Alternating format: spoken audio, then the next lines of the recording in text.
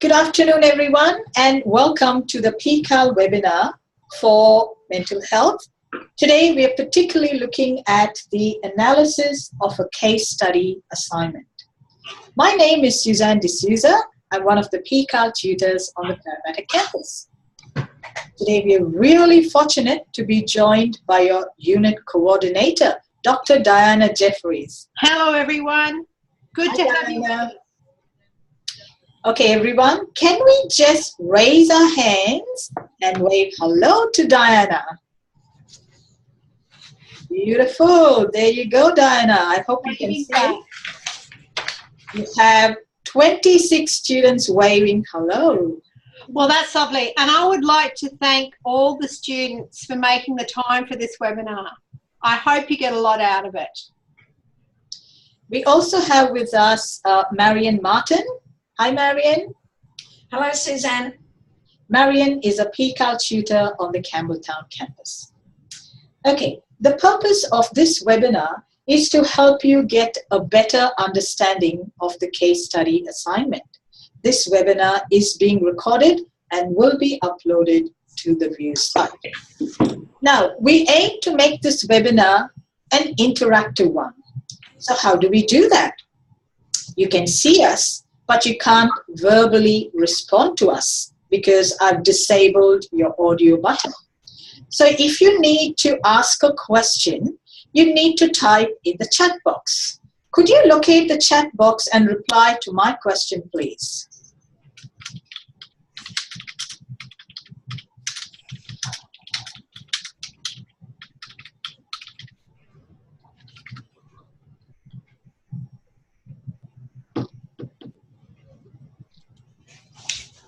$1,500 words. Thank you, Lisa. And it's due on Monday, the 9th of September. So you still have a bit of time. Yes, everybody. Great. It is 1,500 words. Now, let's get started. For this assignment, you will need to answer 3 questions in relation to a chosen case study. So, midwifery students, do we have any midwifery students? Can you raise your hands if you're a midwifery student? Okay, we have quite a few midwifery students with us. So, midwifery students will use the Lucinda case study, which we'll look at in just a minute. Nursing students, you have a choice. You could use case study 1 or case study 2. That means you could use Lucinda or Muni. Let's go to your view site. Actually, it's not on your view site. It's in the learning guide. I might just bring up your learning guide. Diana, are you able to view the learning guide or not? I can view the learning guide. Okay. So if you scroll down, here's the case study. So that's Lucinda.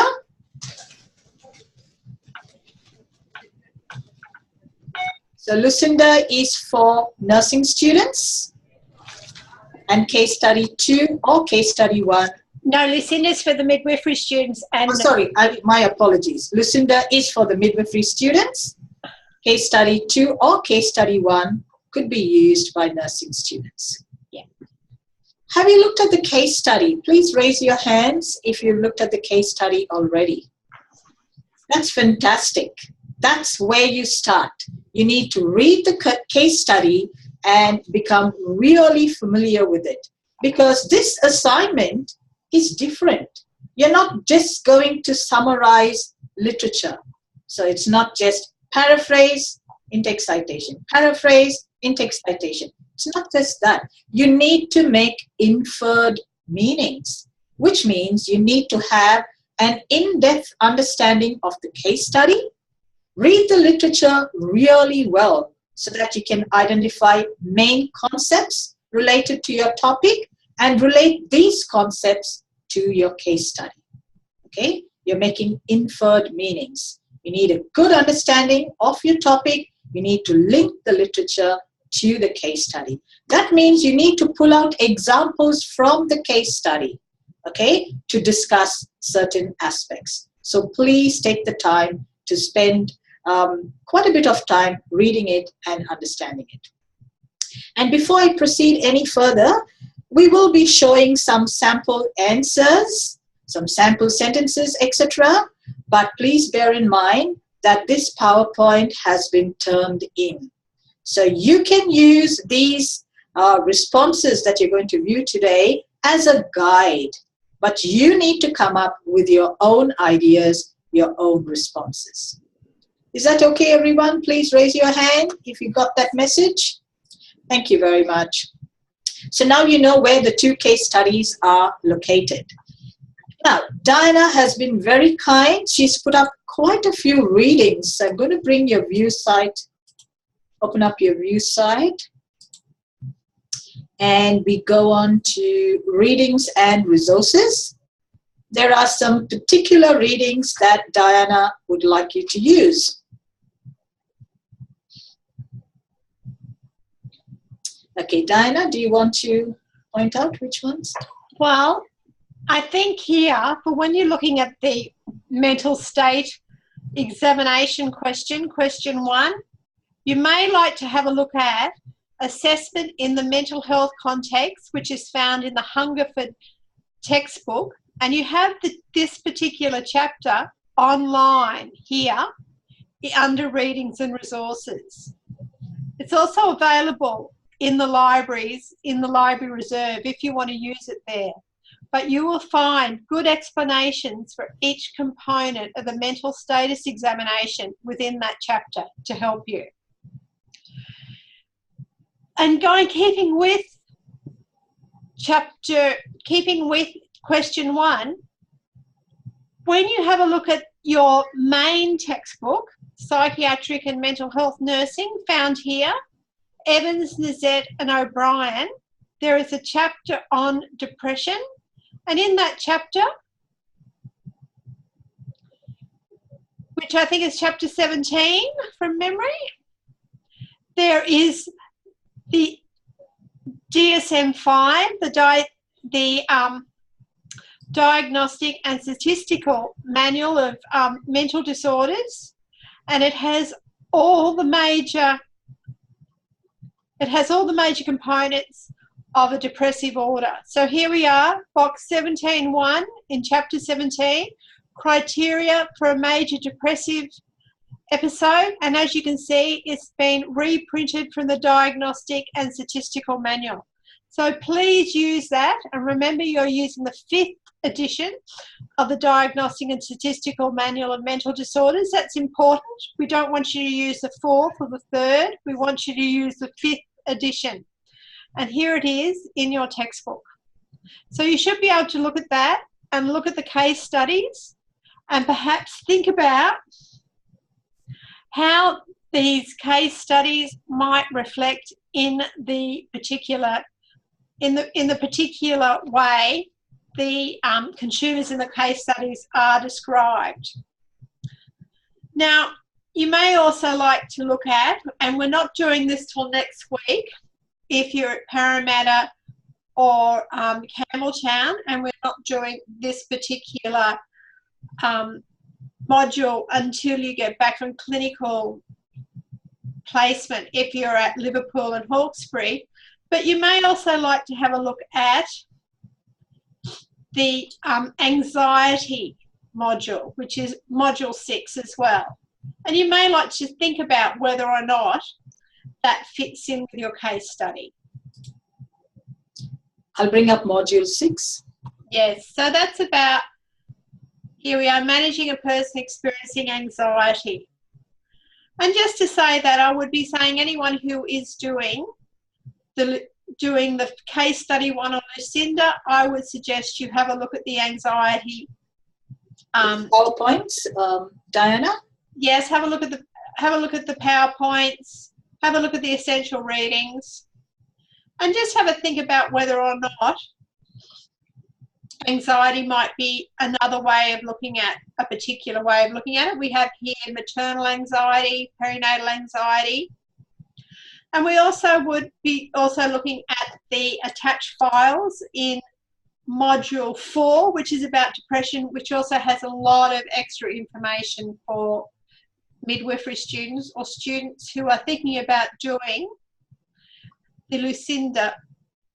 Where's module 4? Is it gone up? Right at the top, because it's the one we did last week. So if we look at that as well, you'll find that there's some good information down there. Now, I know that's probably a lot of words that I've just said and whatever, but I'm just saying if you're looking at Lucinda, you might like to have a look at both modules. I think that perhaps that's important to do that. But if you look down the bottom here, additional reading for midwives, I think you'll find things that are very, very interesting within that and will fit into the Lucinda case study. Does everyone understand what I've just said? I feel like I've said a lot of words that may have been difficult to understand. Could you raise your hand? If anybody has any questions about that, could you just write it in the chat box and we'll answer them? I think they're listening very carefully, Diana. Okay. Okay, coming back into the PowerPoint now. So, although the learning guide, I'll just bring this up. In the learning guide, it's called an essay. The format, it says here, essay. However, you have questions, question 1, 2, 3. So all you need to do is use a question answer format. Diana, are you able to view this slide? I am. So you don't need to write an introduction and you don't need to write a conclusion. However, what we would appreciate is, so we know how to mark your assignment the best way we can, is that you write question 1 and then write your answer to question 1. Question 2, write your answer to question 2, and question 3, and then write your answer, if that's possible. Please bear that in mind, everyone, when you're doing your assignment. Question 1, you don't have to write the question, just the answer. Then you write question 2, just the answer. All right. Yeah, don't lose word count because you're writing out the question. Okay. Looking at the first question now, using relevant literature, critically discuss the mental health status of the client in the case study. Your work should make reference to two components of the mental state examination related explicitly to the case study and the Diagnostic Statistical Manual of Mental Disorders 5. So their criteria for depression. So that means you need to identify 2 components of the MSc, and you must also make reference to the Diagnostic and Statistical Manual of Mental Disorders. Diana just showed you that online book by Elder, Evans and Nizet. So she showed you some information there, the criteria for depression. Please make sure you include that in your answer. So here it is again. So what might be interesting is if you do two criteria from the mental status examination and then consider 2 criteria from the DSM-5. So you're basically looking at 4 components in that question at approximately 125 words each. Yeah. So 2 components of the MSc, and you need to link that to the Statistical Manual of Mental Disorders, and Diana suggests maybe 2 criteria from it to support what you're saying. So 2 MSc components, draw on at least 2 criteria to support what you're saying. So this criteria will be drawn from the Diagnostic and Statistical Manual of Mental Health Disorders. Edition 5. Edition 5, yeah. We won't take any other edition, so it's very important you use edition 5. Is everybody okay with that? 2 MSc, and you also need the criteria from the statistical manual, at least 2 criteria. If you are, can you raise your hands if you understood that? All right, good. Diana, are you viewing the PowerPoint now? I am viewing the PowerPoint. Okay. So let's see how you're going to put this together. Before that, can you type in the chat box, what do you think are the MSc components? Can you type in the chat box, please? And Diana will tell you if you're right or wrong. It's okay. You don't have to do them all. You could write one. I like appearance. I'm not so much about mood behaviour changes, but I am about mood and perhaps and also about behaviour, but not together. Yes, someone's done very well here. They've got 4. So it's appearance, behaviour, affect, mood. So depression is not part of the MSE. It is a diagnosis. The MSE has specific kinds of criteria, and you might decide someone has depression from it, but it is not part of the criteria. Speech, thought content is right. Thought content, thought form and perception, excellent. Anxiety is a diagnosis. It is not part of the MSE. And again, changes in daily care and work decline, that might be something you would use as part of your assessment, but it is not a criteria for the MSE. If people are having difficulty thinking about what's in the MSE, I would suggest they go back and review Module 3, including the readings, and certainly that reading I suggested on assessment from the Hungerford textbook. Affect is good, perception is good. So here are the components of the mental state examination. Do people remember this from class? So when you answer question 1 and it says touch on 2 components of the MSE, you need to choose 2 from here. Okay, not depression, not anxiety. Diana made the distinction. You need to choose 2 components from here. Are we all right, everyone? Yes. Now, just another in the chat box, we've got cognitive impairment. Can someone tell me if that's a component? Can you answer the question, is cognitive impairment? No, that's exactly right. Cognitive, you might decide someone has problems with cognition after doing the MSE, but cognitive impairment is a diagnosis. It is not a component of the mental status examination. Mental state examination, we call it today. I'm going back to old school calling it mental status examination. So please use the terms that are here, and that's what you've been studying, I'm told. Okay, make sure you use the right terms. Okay.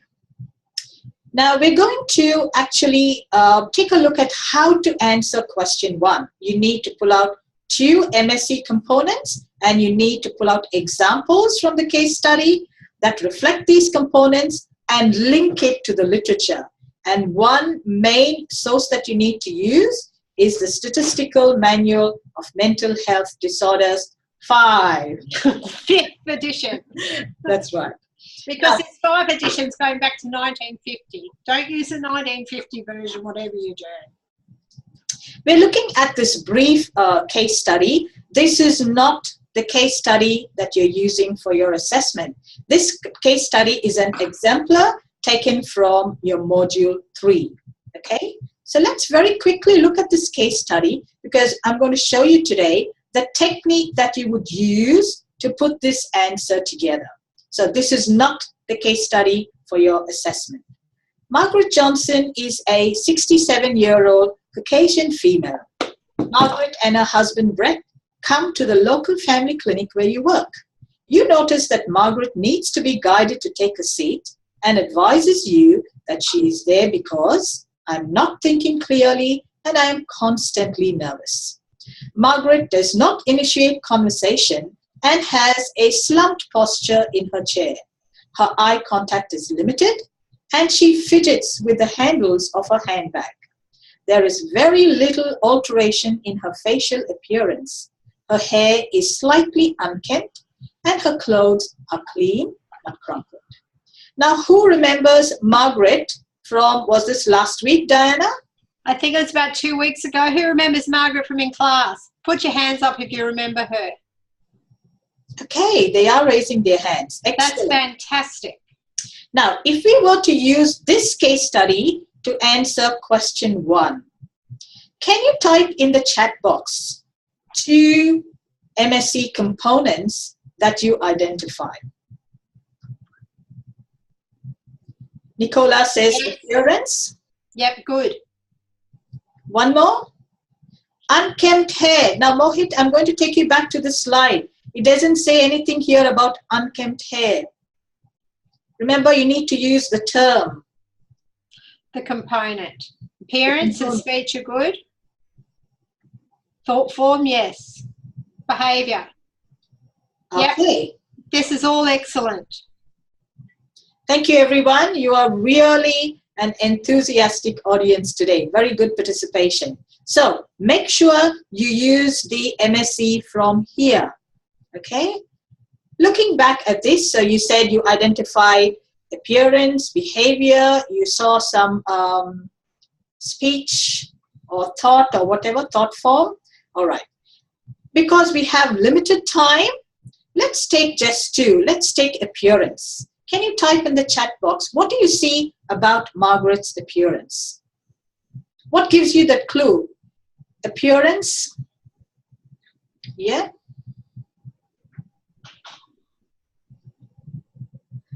Okay, unkempt hair, clothes, slumped posture. That's right. Is slumped posture her appearance? Not maintaining herself. That's a good way of putting it, but you'd probably want to go back in and give evidence of what you mean by not maintaining herself. So you probably want to say that, you know, she looked a little unkempt and she had her clothes were clean but crumpled. So when we're looking at appearance, how does she look? So her hair is unkempt and the clothes are clean but crumpled. What about behavior? What kind of behavior does she display? I think the last question from Faye, this is limited eye contact, would go under behaviour rather, and slump posture would go under behaviour too. So eye contact would definitely be part of behaviour rather than appearance. Everybody, eye contact, posture goes under behavior. Okay, so listen very carefully to what Diana says. All right, so now we have here appearance, behavior. Are you all okay with that? What about she keeps fidgeting with her handbag? Right, she's always fidgeting. So that comes under behavior as well. Now that we have identified these 2 components, appearance and behavior, you need to link it. So you're going to say, Margaret displays a slump posture, she has limited eye contact, and her, in terms of appearance, you're going to describe her appearance. So what are you doing? You're pulling out examples from the case study, and then you need to relate it to the literature. So remember what Diana said. Let me bring this up again. This is the Hungerford one, right, Diana? No, that's the Nazette. Okay, this is the Nazette one, the online book. Oh, no, sorry, that is the Hungerford. You're right. I think, yes. No, that is the Nazette. That is the Nazette one. Okay, this is your mandatory textbook, so that's Nazette. And Diana said, go down to the criteria.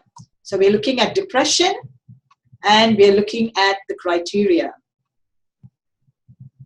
Okay. And you've got a description of what these means is in that to help you with the DSM-5 or the Diagnostic and Statistical Manual of Mental Disorders, 5th edition manual says. But you've got a lot of information in there that can help you with these questions about the MSE.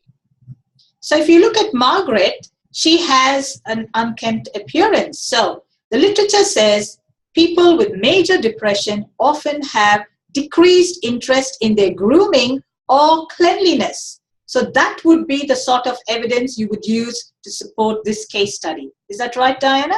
That's exactly right, especially if you've noticed a change. Like if the family says she's never like this normally. She's normally very fussy about what she wears, and you suddenly have someone with crumpled clothes who doesn't care. That is a big sign of depression. And I gave you only a small snippet of the case study. If you read Margaret's case study in detail, which you said you've done a couple of weeks ago, the family does indicate that she has lost interest in grooming. And look what the literature says. Major depression involves a lowering of interest in grooming from the base level that was characteristic of the person. So everybody, do you think this is good supporting literature for the MSc appearance and behavior? If you think it is, please raise your hand. All right, because it's hitting the nail on the head.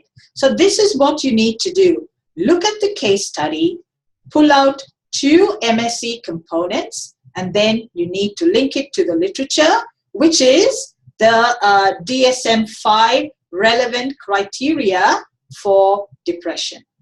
But that's not from the DSM-5. What the DSM-5 is the blue box. This is from the Nazette literature. Yeah. And that will be referenced to the chapter. You've got the author of the chapter at the top of the page. There's the author of the chapter. Just like you did with professional communication. Are we all okay, everyone, so far? Can you raise your hands if you're all right so far? Okay, so we pulled up 2 MSc components. And we know we have to link it to the DSM-5 criteria for depression. So what's the diagnosis you're saying after looking at the MSc criteria? What are you going to say? And Diana will tell you if your answer is correct. So Margaret has, her behavior shows these issues. Her appearance shows these issues. So the diagnosis, Diana, they say depression.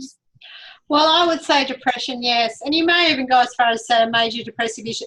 I don't think we can say a major depressive episode at the moment. But at this stage, so we have someone here who says anxiety. It'd be interesting if that person could just let us know why they think it could be anxiety. What do you see in that case study that points you to anxiety?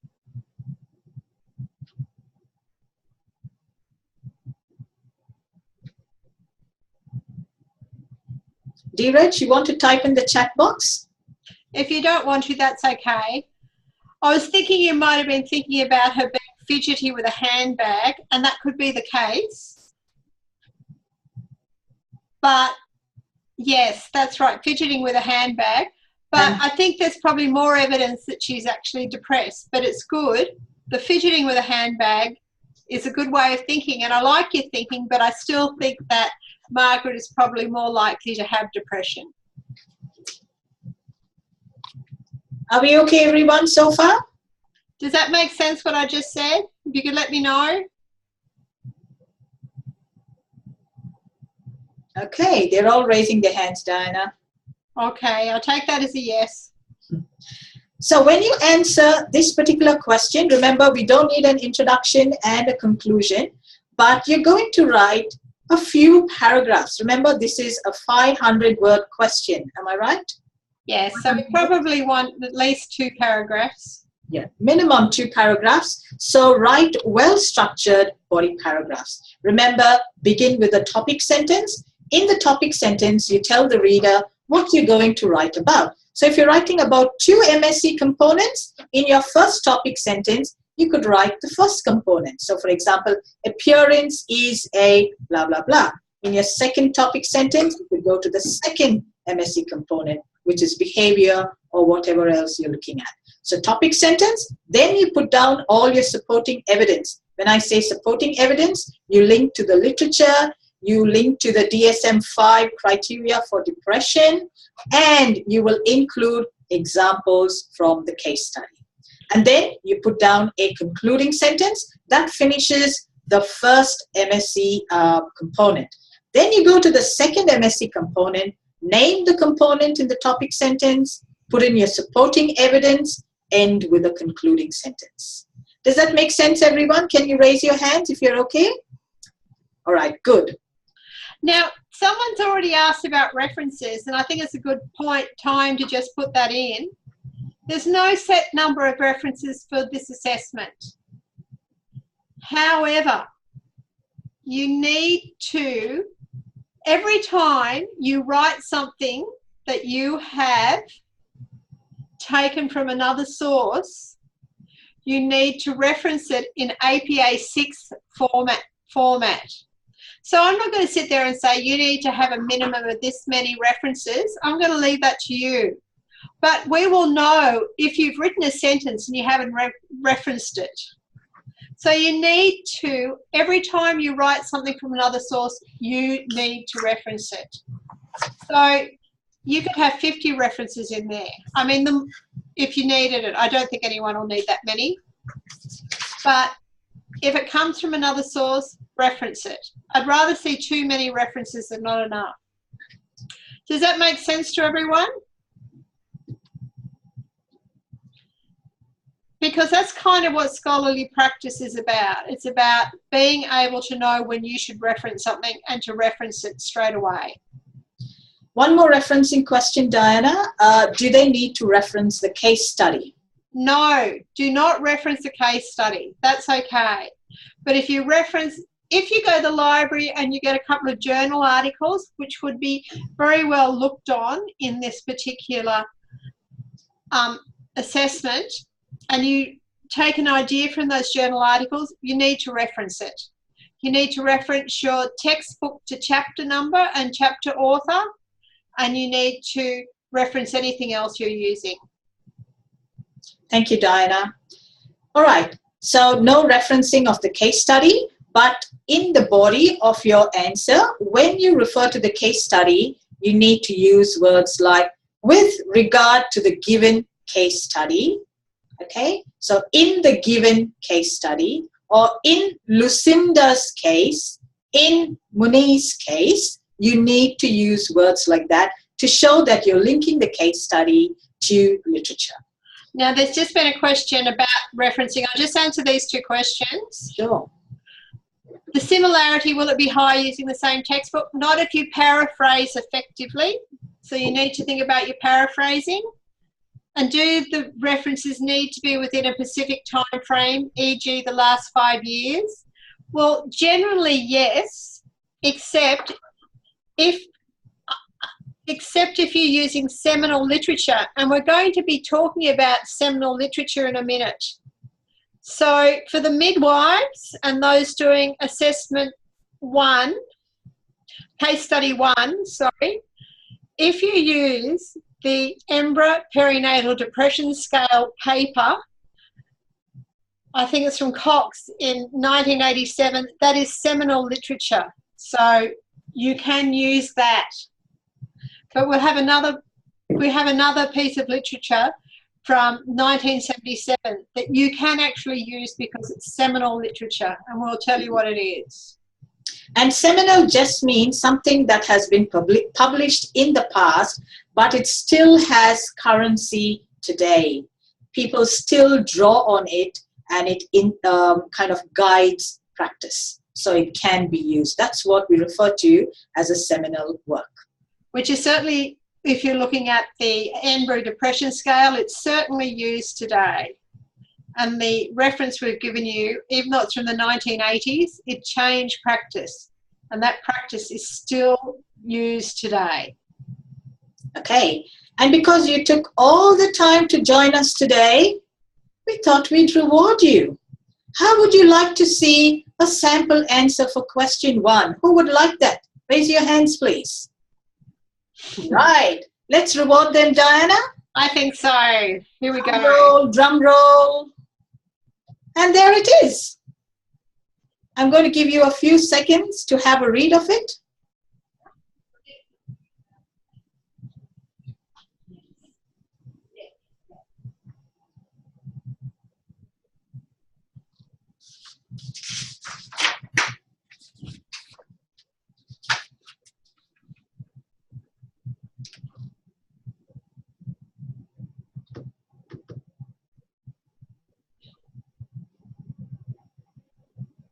Just remember, this has gone through Turnitin, so if you rewrite this, then it will send your Turnitin score up. Sorry, Diana. Sorry? You go ahead.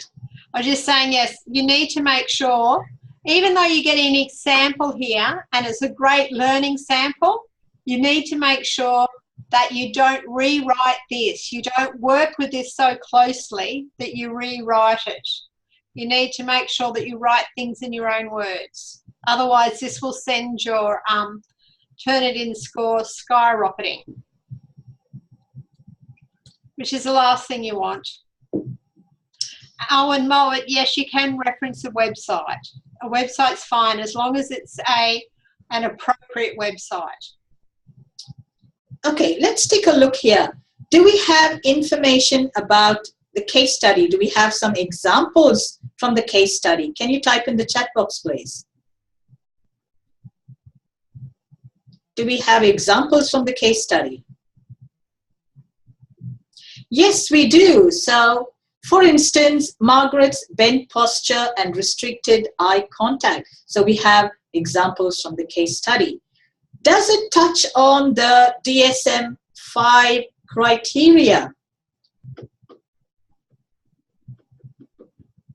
Yes, it does. So here we have change in behavior must be present every day.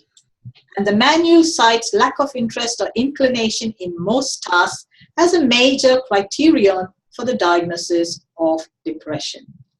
Okay, so yes, you must use the DSM-5 criteria. Now, Diana said she wants at least 2 criteria. Have we used 2 or just 1 here?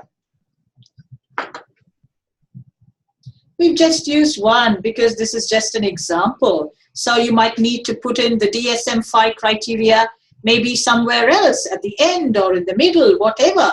So you need to use at least 2 criteria. Okay. Do we have a topic sentence? Yes, we do. Behavior is a common indicator of a depressive disorder. And please note, there is no in-text citation for the topic sentence. That comes when you provide your evidence. Do we have a concluding sentence? Yes, we do. Thus, behavioral symptoms should be carefully assessed during a mental status examination. So I've used the actual reference because I went to the DSM-5 book. So that's the American Psychiatric Association. And I'll show you, I've done the referencing for you as well. Scrolling very quickly. So when you do your referencing, that's the reference there for the DSVM. And this is for the Elder Evans book. These are the editors, and that's the chapter writer. So that has been referenced for you as well. So please refer to this when you're doing your referencing. How good is that? Is it good, everyone? Does it help you? Okay, thank you. So going back here. That's where we were. So you see we've got how many references, how many sources here? 1, 2, 3. So that's why Diana said we can't really say how many sources to use.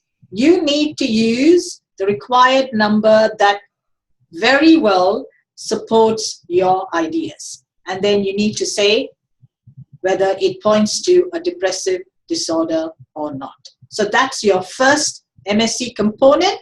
And that's your diagnosis, depressive disorder, linked to DSVM-5, linked to other literature, and end with a concluding sentence. The second MSc component, put it in your second body paragraph. So Diana said, perhaps 2 body paragraphs, 250 words each.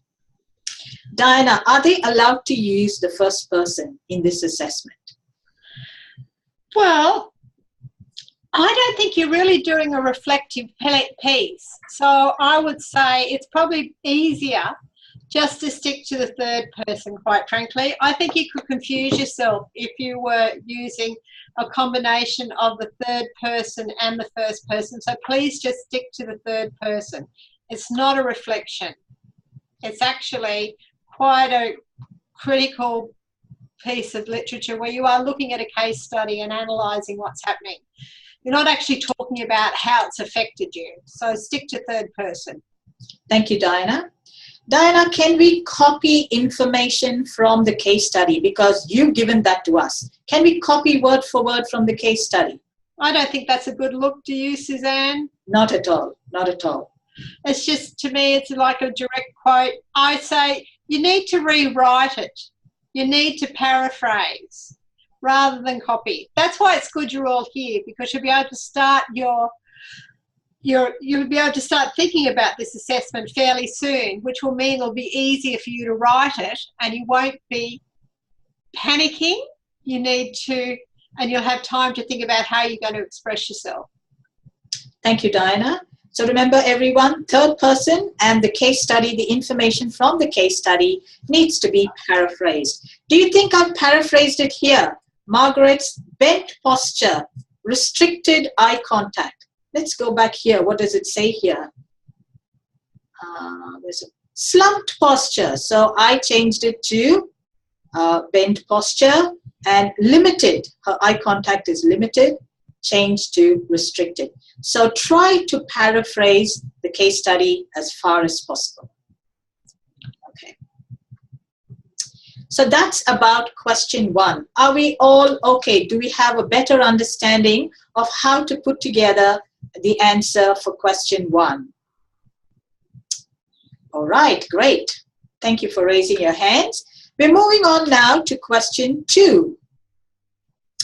Critically discuss 2 factors which have contributed to the development of the client's current mental health status. You should demonstrate your knowledge of the stress vulnerability model and demonstrate how any history of trauma may impact on the person's mental health. Your work should clearly identify the contributing factors, make reference to the case study and relevant literature. So you need to read the case study and pull out 2 factors that have resulted in the client's mental health status. So if your diagnosis is depression, so pull out 2 factors that have contributed to the client's depression. 2 factors. This would be their mental health concerns. So what we're looking for here is, I think when we're looking at the stress vulnerability model, you're looking at, has there been any additional stress placed on the consumer in the case histories? So you need to think about what is happening when you're thinking about stress and the stress vulnerability model. You need to think about what stress is the person currently undergoing. But if you're thinking about trauma, you need to think about what's happened in the past and what kind of triggers that, and something that might trigger a depression. So if you're thinking about, okay, let's go back to Muni, and I think I've talked about this a number of times, but can anyone think about what kind of trauma has Muni encountered in the past? Can you tell me on the chat box?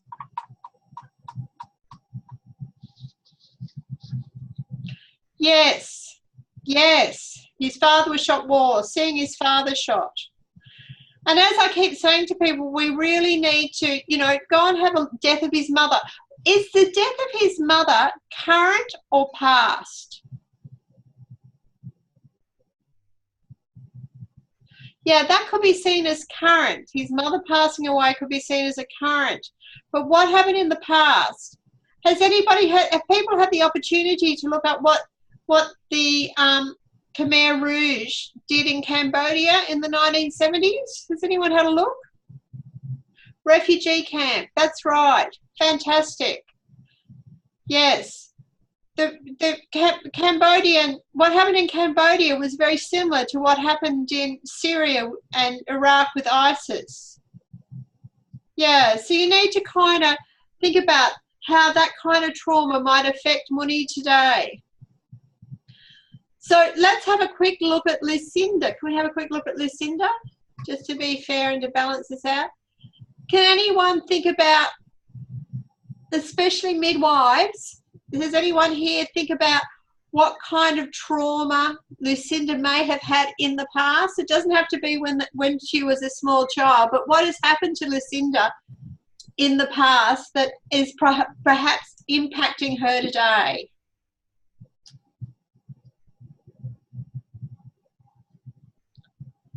Somebody said complicated labor, Diane. That's absolutely right. That's absolutely right. Birth trauma. That's absolutely right, guys. Excellent. And prolonged labour. That's right. I wrote this in conjunction with the midwives, so I'll leave it to you to understand what was actually happening. So in both cases, they've had a history of trauma, and you've both understood that. But then you've got to relate how that history of trauma is perhaps related to their current situation and their current mental health concerns. Now, we're not going to talk about that and give that away, but you need to think about, one, what is happening presently and what has happened in the past and how the past could impact on the present. So the past is their history of trauma and their present is their stress and their stress vulnerability model. So you need to think about that, and you need to show that you understand both trauma-informed care and the stress vulnerability model. So you need to go back to module 2 and really have a good look at how you're going to present that. And also, I think it's in the first chapter of the Nezette. I'll bring it up here.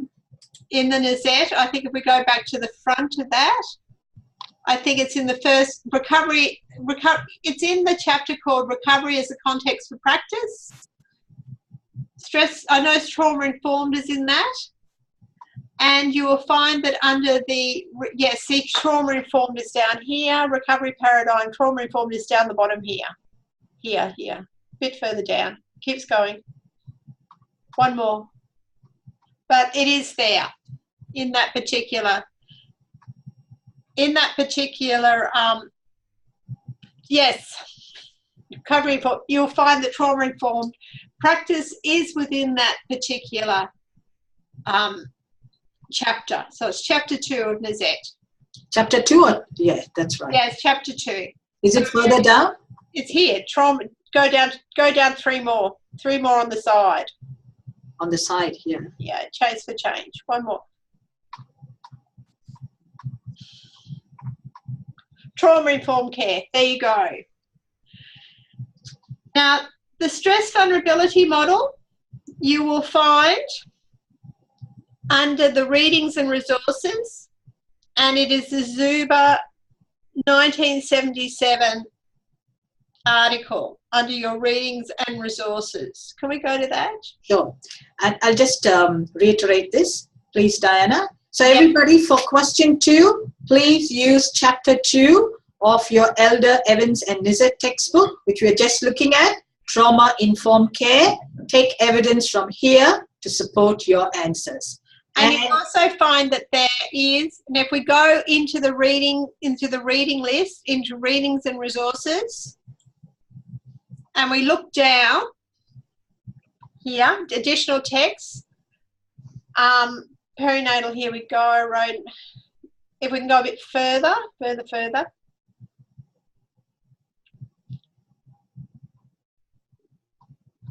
Oh, we'll go up a bit further.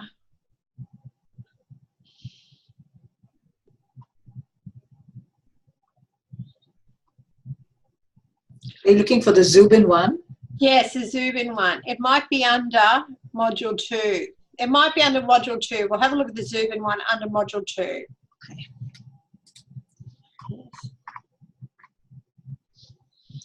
Okay, under module 2, if we can go up to that.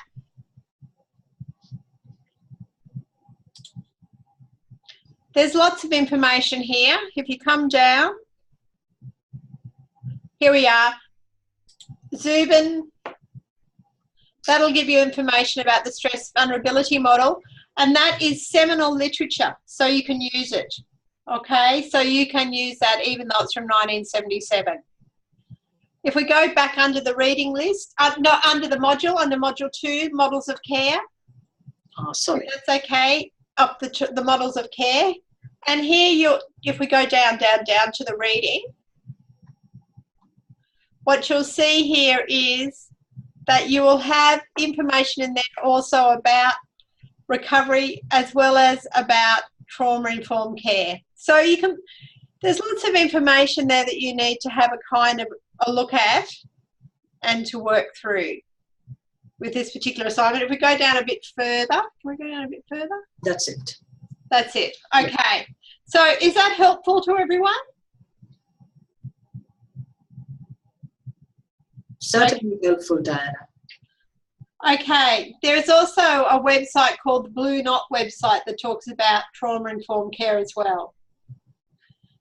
Interestingly, it's been in the news this morning, but the Blue Knot, it's a website called Blue Knot. So you can look at that and you'll find stuff about trauma-informed care also under New South Wales Health. Okay. Thank you, Diana.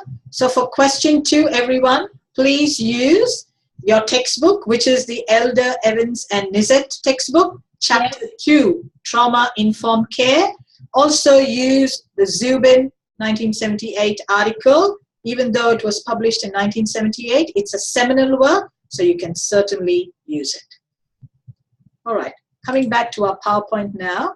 So you need to identify 2 factors that have contributed to the client's mental health status. You need to tap on or identify any evidence of trauma. And Diana gave you a number of examples that we looked up from your own case study. So that should be really helpful. I might leave this to Diana to touch on the stress vulnerability model.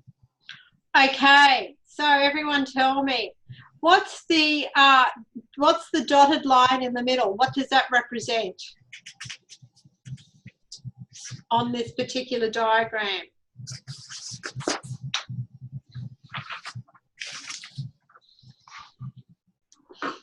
Well, that is a person's natural vulnerability threshold. Yes, the natural vulnerability threshold. And what that means is that is the point at which a person is likely to become vulnerable to developing a mental illness, as we talked about. So vulnerability is your horizontal axis. And where the natural vulnerability level sits is where the person, if they have enough stress, is likely to develop a mental illness. Now, the natural vulnerability can go up and it can go down in certain people, just depending on who the person is. And it's probably part of innate factors, which are things like your genetics and your family history. There's other things involved in that, and that is whether or not people use substances in a harmful manner, whether people have had a past history of trauma, and that can include kind of abuse that occurs in families, which can be, unfortunately, emotional, physical and sexual abuse. We haven't really touched on that in this unit, but we're just letting you know that these are kind of some of the trauma that people can feel. Now, people can also have protective factors, so you might like to think about that. And a protective factor is good family support, good social support. So I was thinking about Lucinda. Does she have good family support?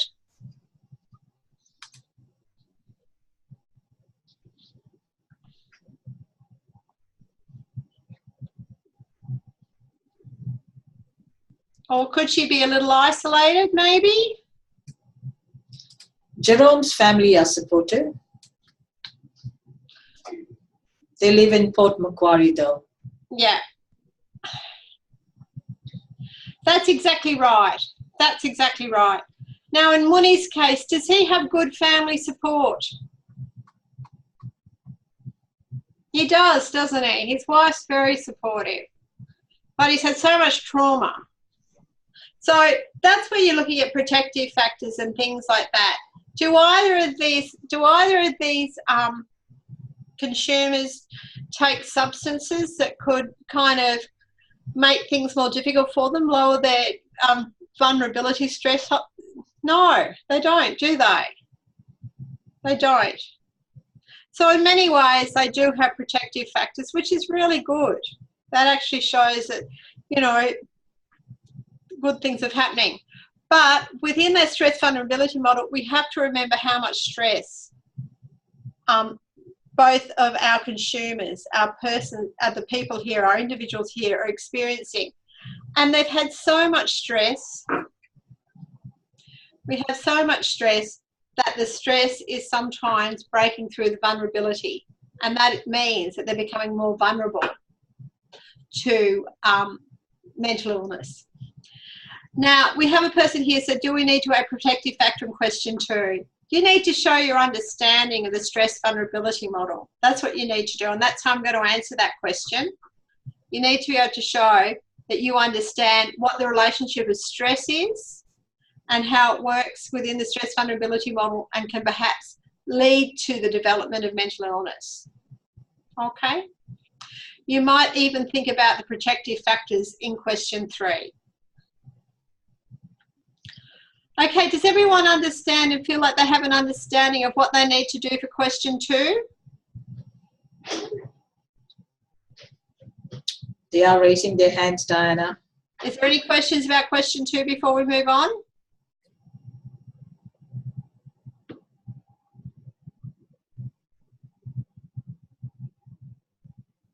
Remember what Diana said. You need to identify 2 factors. So identify the 2 factors. Touch on Zubin's article, The Stress Vulnerability Model, to demonstrate your understanding of the stress vulnerability model and apply that to the case study. Okay. Now we haven't explained it a bit more. What do you need explained, Sonny?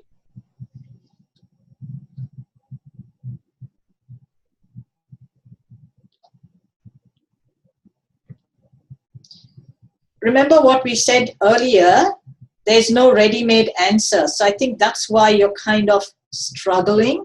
You need to put it together yourself. Okay, you need to make inferred meanings. Okay. You need to show you have an understanding. Sonny, you need to show you have an understanding what the stress vulnerability model is.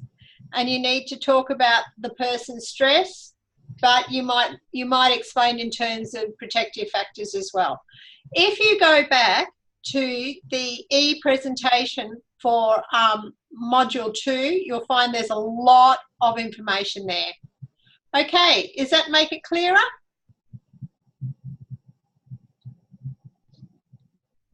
Okay, that's good. Will we move on to the next question? That's right. And before we do, remember, begin with the topic sentence, then you put down your evidence. So the first factor could be in your first topic sentence, supporting evidence, touch on the stress vulnerability model, protective factors, trauma, the impact of trauma on the client, etc., to illustrate your answer. And finish up with a concluding sentence. Then in the next paragraph, you go on to the second protective factor and do it all over again. Okay, moving on now, question 3. Again, 500 marks. Respect, empowerment, and hope. 5 marks and 500 words. 500 words. I'm sorry. Yes, I'm really sorry. Respect, empowerment, and hope are 3 positive aspects of mental health recovery. Using relevant literature and the case study, critically discuss how these 3 principles could positively contribute to the client's journey of recovery. You should demonstrate your knowledge of recovery-oriented mental health theory and practice. Now, my question to you is hope, empowerment, and respect important to support a client? Yes or no? Please type in the chat box. Yes, definitely yes. So you need to touch on these 3 aspects, so perhaps 1 in each paragraph. Hope, how would hope help the person, the client, in his or her journey of recovery? Then you do the same for the other 2 principles. You must touch on the recovery-oriented mental health theory and practice. Is that in chapter 2? It is in chapter 2, and it's also discussed in the e-presentation for module 2. But it is discussed. So if we go down to here, recovery informed practice, we go down to the table. we can look at the key differences between recovery-informed practice and traditional practice. Can someone tell me, can you write in the chat box and tell me what is the most important thing in recovery practice? What shows that you are giving respect to a particular individual in the recovery that they mightn't have done in traditional practice? Who is the most important person there? And what is the most important thing when it comes to? Yes, that's right. It is, it's the person. And do you work with the person and ask them what they want? Yes, it is patient-centered care. So really, I think there's a lot of work you can do there around respect and do you use respect to build up trust and to develop yes. Now, family support, I think that would be a good thing to look at when it came to hope, talking to the person about having, a lot of hope, the good things that are happening in a person's life, reminding them that, that this is, that they can get over this and they can get back to their usual self. Would that be a good thing to say to the person?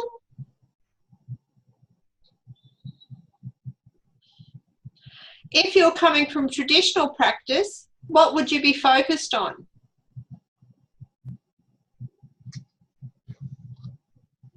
No, not their culture. We're talking about just medical interventions. That's absolutely right. So what you need to do is show how you are coming from, disease is right, medications is right. But if you're coming from recovery orientated, you need to show how you can produce a holistic view of the interventions that you are going to do with this particular person. Do you think you could make something out of hope, empowerment and respect based on those ideas?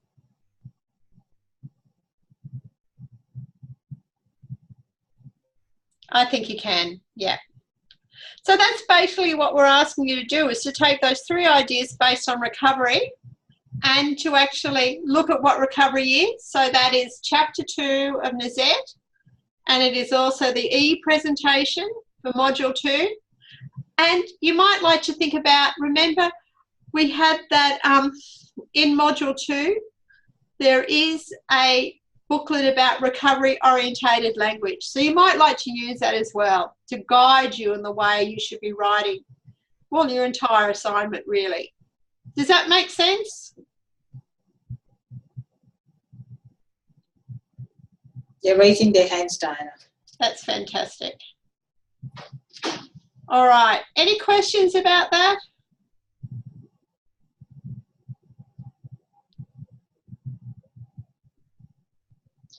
While you type out your questions, I'm just reiterating what Diana said. Please use chapter 2. Draw on some information from the recovery-informed practice. So recovery-informed practice is when the person is at the center of the of care. So the person is at the center of care. The person is the change agent. Use evidence like this and put your in-text citation and then link it to the case study. Thus, Lucinda should be offered hope, or Muni should be offered empowerment, and say how, give some strategies that could be used to empower them or give them hope. There's a question, Diana. Yes, what's this? Can we use YouTube videos?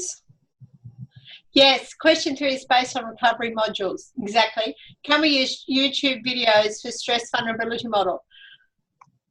Look, I'm going to say this very carefully.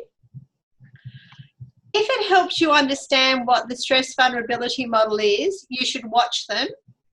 But really, it's probably better just to use references from Zuba rather than to reference YouTube videos. I think they're like dodgy websites a bit. Anyone can put up a YouTube video and it may or may not be correct. But if you want to watch them because it helps you understand it, that's fine. Does that make sense? Okay, I say anything that helps you understand is good. All right. Shall I move on, Diana? Yeah, let's move on. when you're answering question 3, this is the type of modal language that you'll need to be using. Sometimes you might say things with a great deal of certainty. That's called high modality. Or sometimes, you're a bit hesitant. Maybe, maybe not. So that's called low modality. And particularly in question 3, you're going to be using a mix of high and low modality. When you say, how can hope be a principle to guide this person's recovery? How can the person be empowered?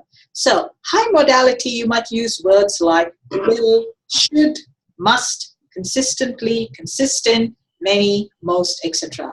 So with regard to the case study, Margaret's case study, and these are similar sentences that you will be using in your own answers. So you might write something like, respecting Margaret's wishes will stimulate her self-esteem, and you need to give more explanation. Nurturing hope will enable the client to consistently work towards, or in most cases, empowerment will strengthen them. If you're using low modality, that means you're less certain. Some example words could be may, might, can, could, would, likely, possible, probable. It is highly probable that optimism would result in. Respect would likely contribute to independence. Empowering the client by means of whatever strategy you're using would promote whatever it is. Okay, so again, these are examples and you have to rewrite things. You can't just use these because this has been through Turnitin. So do we reward them again, Diana? Yes, let's reward them again. Do you want another look at how you could basically answer the next question? No, no one's putting up their hand. Oh, there. There we are. Yes, yes, yes. Everyone's putting up their hand. All right, so here we go. Have a read.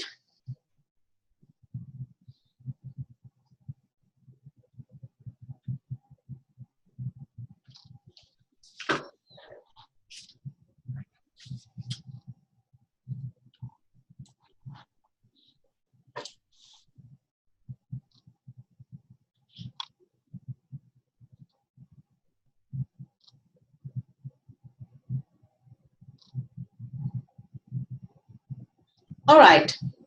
Is there a topic sentence? Can you type in the chat box? Yes, we can use direct quotes sparingly, Aisha. Yes. Very sparingly. Yes, yes, but it's not good scholarship and it won't give you as many marks as a paraphrase. All right, so yes, there is a topic sentence. Hope is a crucial principle. So put each principle in one paragraph. So hope in one paragraph, empowerment and respect. That's the easiest way to do it. You could combine all three as well, but it might be a bit more difficult to express what you say. Easiest way to do it, one principle in one paragraph. Now, do we have any information on the recovery-oriented model of care? What have we talked about? Well, there's heaps actually under module 2. You need to go down the bottom and you need to look at extra readings and you need to look at the e-presentation and you need to look at chapter 2 in the textbook. Is there information on the recovery-oriented model of care in this slide?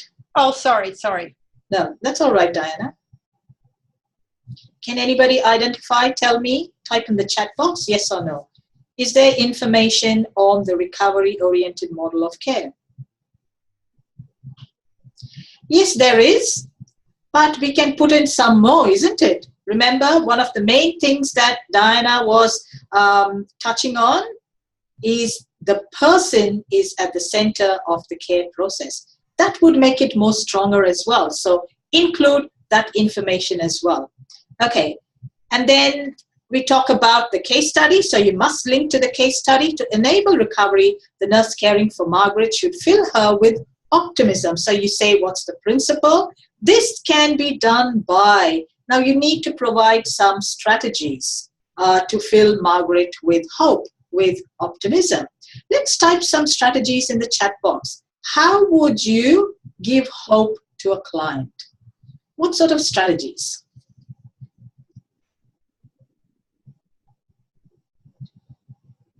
Yes.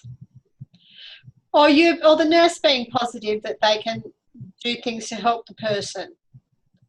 Not too motivational, probably just developing a trusting relationship. Yeah, finding out what they're interested in. Yeah, encouragement is good. Yes, talking to her and reminding them of the family support, therapeutic communication and the therapeutic relationship. Yes, listening and validating what the person has said. If they're telling you something that's happened to them in the past that's upset them. You know, being listened to is a very powerful thing and can really help people. For those who will be watching the webinar later, since you won't be able to look at the answers in the chat box, some strategies to give hope to the client are, Diana said was listening. Diana, would you like to recap? Yes, well, some of them is looking at what the person's interested in and getting them involved in that. So let's use an example. Say Muni likes woodwork for one thing. Maybe he could be able to do something crafty with his time on the ward and to look at the fact that that's something he's very good at. That's just an example. You'll need to find it from the case study. In the case of Lucinda, you know, you might remember her that you might reassure her that she's a good mum, that she's doing everything she can for her baby and she's doing a really good job. That might be really helpful for her. And that will give her hope for the future. And yes, and reminding them that they do have good family support and reminding them of the good things that are happening in their lives and reminding them that, you know, they'll get back to doing those things in the future and whatever. So they're the kinds of things you might talk to them about. Now, when I said when they were on the ward, Muni isn't actually admitted to the hospital, but you might talk about the various hobbies he has and might encourage him to engage in those. Thank you, Diana. So everybody, one principle in one body paragraph. So you start with a topic sentence. After the topic sentence, you might wish to go to the case study. That's fine. Some of you might wish to link to literature. That's fine as well. But make sure you touch on the recovery-oriented model of care. That's chapter 2 from your textbook. And then draw examples from the case study. So you touch on the client. And the next part would be, how would the nurse do that? So nurse or midwife do that. So provide some strategies to give hope to the client. Strategies to give empowerment or respect. Okay, so topic sentence, evidence, link to the case study, provide examples, and give examples of the strategy. So if you say listening is a main strategy that would be used by the nurse, don't stop with that. So give an example. So what would the nurse do? Not just naming the strategy, explaining the strategy as well. Diana, there's a question here. Do we have to find references for the strategies? I think that's a good question. What does everybody think? Do you think you need to find references for strategies? Yes, is right. Yes. So anything that you get from another source, you need to reference. So if you're looking up strategies and you're reading about them in another source, should you reference that? Yes, anything you should reference, anything that you need that comes from another source. Thank you, Diana. So topic sentence, evidence, link to the case study, give examples from the case study, and then give some strategies to empower or respect or give hope to the client. End with a concluding sentence. The same format you could use to discuss the other two principles. If you're thinking about the strategies, you need to think about, you know, things like developing therapeutic relationships, you know, helping the person explore what they like. Do you think there's strategies that might suit we never say patient, it's consumer or client. Do you think there'd be strategies that might suit the client?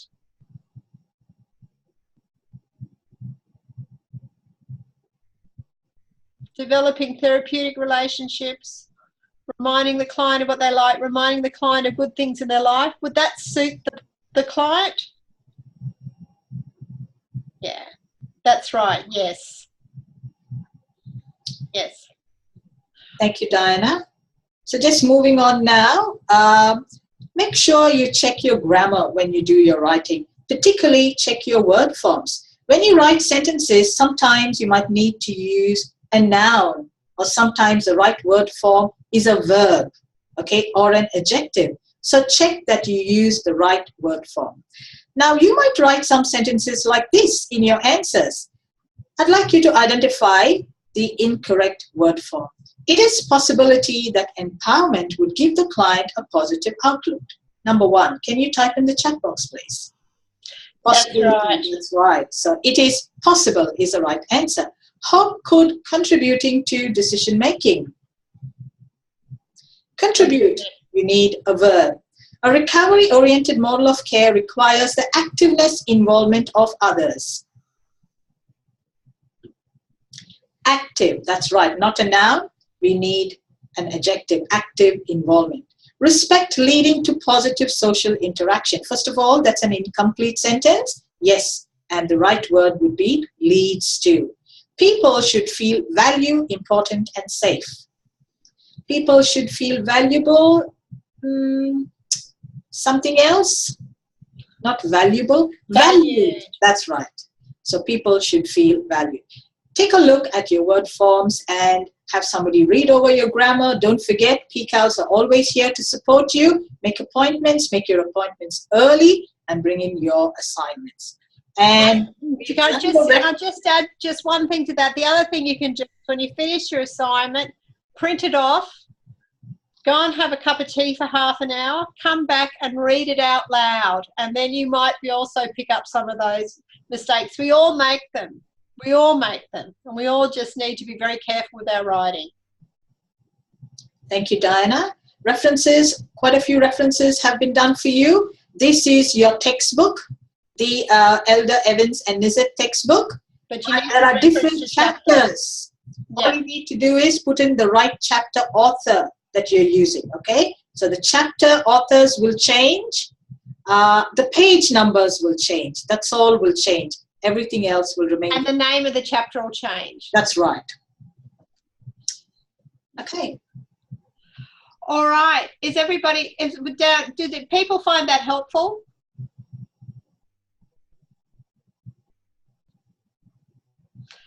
Do we need the last 5 years reference? Well, we've talked about that. Do we need to only use references in the last 5 years?